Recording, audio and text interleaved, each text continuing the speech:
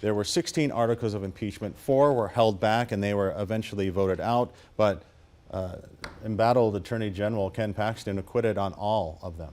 And most of those votes, a total of 12 of the 16 articles, fell along a 14 yay, 16 nay vote. We saw that consistently. A lot of the lawmakers voting the same way, article after article after article. The vote wasn't explicitly down party lines. It wasn't, votes to convict from Democrats, votes to acquit from Republicans. We did see some people crossing, but for the most part, we saw a handful of senators vote consistently the same way. 14 yay, 16 nay. They voted that way 12 times out of 16 votes today. One thing that will be interesting to watch, will this create a chilling effect for whistleblowers? Because all of the whistleblowers in the Attorney General's office that came forward and all of their articles of impeachment were shut down. He was acquitted on all of the articles of impeachment that were brought by the whistleblowers in the office. They were concerned of abuse of power, possible fraud and cover-up. All of those articles, Attorney General Ken Paxton was acquitted on.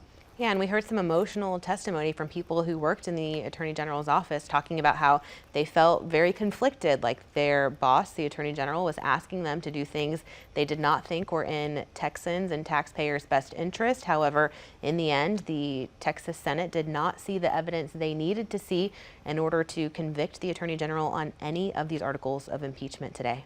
Chief Political Correspondent for us at the Capitol, CBS Austin's Michael Atkinson joins us live. He has been in the chamber now for the last 10 days, working 18-hour days, trying now to give us some perspective on what we just watched. Michael, what is the reaction from the experts you have been talking to and your reaction to this trial? Well, Melanie, even though we were in there for more than an hour, we really haven't heard a whole lot from the experts that we've been speaking, but I can speak for what we do know. For personally, it was not exactly a surprise. What was interesting is that there were at least 2 Republican senators, which I just dialed in, but I believe I heard you guys talking about. That would be Senator Hancock and Senator Nichols, who mostly joined with Democrats in choosing to vote to convict Ken Paxton. Ultimately, those didn't make the cut. At no point even was there ever a threshold met of half the chamber voting to convict, which was interesting. Again, they needed at least 2/3. That would be 21 votes. They only ever had at most 14. I'm not sure if you can hear behind me. There's an orchestra playing here today, kind of adding background music to this. But what really caught most people off guard, I believe, was at the very end of that trial. I imagine we heard a little bit of it. Lieutenant Governor Dan Patrick really making his first remarks since this trial began, with the gag order ending. And he was very stark in his condemnation of this House process. He said he is in fact calling for a full audit of all the taxpayer money that was invested in this impeachment trial, really just laying into this House Board of Managers, which did, again, ultimately lose their case in the impeachment trial of Ken Paxton. Lieutenant Governor Dan Patrick really was very critical of how this process was handled, as we did hear from some supporters of Paxton in the Texas House who said that this was a rushed process, it was not a transparent process, and it was not a process that had certain thresholds for holding an impeachment hearing, such as having these witnesses testify under oath when they reported to this investigating committee. He also seemed to mention, he was not quite outright critical of House Speaker Dave Phelan, but he has been something of a face for this impeachment trial, at least among Paxton supporters. Reminder, this all began, public awareness of this, with Ken Paxton calling on House Speaker Dave Phelan to resign. But now, Ken Paxton is back in the office of the Attorney General with that judgment of acquittal that Lieutenant Governor Dan Patrick entered just minutes ago. Ken Paxton is officially Texas's Attorney General once again. Michael, I have to say you have a lot of clout. I have never heard a reporter be accompanied by a full orchestra during their live report. You know, Mel and I were just talking a moment ago about the whistleblowers. You know, the whistleblowers took a big risk, stood up against a very powerful politician in Texas, and they really got shut out on all their articles of impeachment.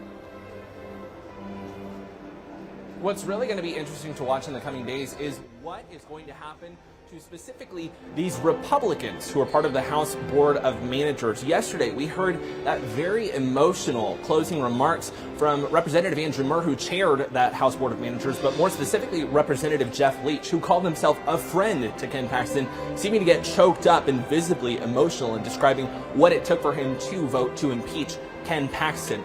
where their careers go from here is going to be something to watch and pay attention to. There have been several supporters of Ken Paxton through this process who said that there needs to be primaries, retaliation against these Republicans, politically speaking. So we're not exactly sure where their careers will take them at this point. Right now, they're going to probably be a little bit on the defensive, saying that they had the right to impeach Ken Paxton. But again, they really had a very prominent public critic in Dan Patrick today with his his first remarks, I should say, since the gag order has ended and the impeachment trial ended. He really was critical of some of those specific members of the House Board of Managers. I don't believe he ever mentioned Jeff Leach, but he did mention Andrew Murr and Democrat Ann Johnson. And he did, Dan Patrick, specifically praise some of these guys in the House who did vote not to impeach Ken Paxton. There were about 20 votes to do so, all Republicans. And he was really praising, Dan Patrick was, some of those votes, and specifically shouted out a few of them, saying that they really understood why this process was, as Dan Patrick called it, quote, flawed.